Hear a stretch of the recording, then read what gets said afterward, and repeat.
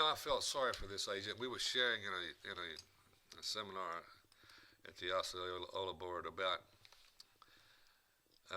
issues agents have with builders, and it's mostly it seems like the older crowd is having or had these issues and have these memories.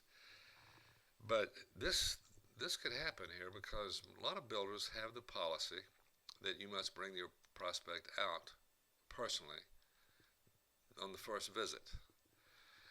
This stems from years ago. This started years ago when realtors would start registering their builder.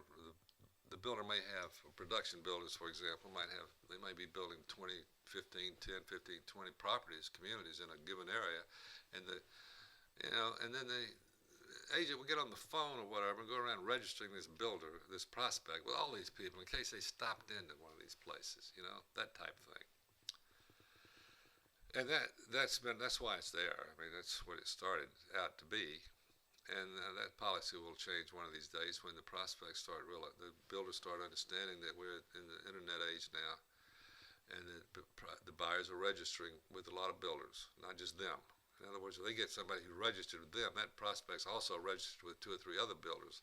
To me, when they figure out that if that builder's with a realtor who's now talking to one of my agents, I'm protecting that agent because I want that, especially if they've already been out here once, because now they want to come back a second time. I want them to come back that second time. But what happened here? He was asking me. He said, "What should I have done?" He said, "I walked in, and the on-site agent recognized my prospect, and later told me privately that they couldn't pay me because I didn't bring them in." You see, he didn't know. He did not know to call the agent before he came out. He didn't do it. I don't know if he did a good qualifying job. I don't know if he asked the guy when the man, I guess, wanted to go see that property. My next question is, have you been there before? And find out which agent who did he work with? Does he remember the name of the agent? Let's call that. I'll call that agent. Tell him I'm working with this guy, and what is their policy if I bring him back? We know who knows, he's probably registered with several builders in this area. Just wondering how you feel about that. And they're going to tell you to bring him out, we protect you.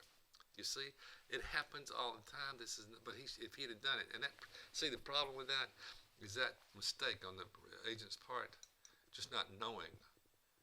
Not a matter of training here, a matter of education. Just not knowing could have cost him what? Who knows? $5, $6, $7, $8,000. I mean, we're not talking peanuts here. Sad. I hope this is helping you. Maybe riling you up a little bit. I don't know. If you're on the site agent or a builder, it might be.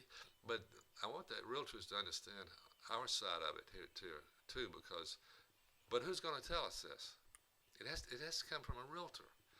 I think, or a real estate broker like myself, and there are others out there who could do this. They don't have the time I do to write books and do slides and everything else.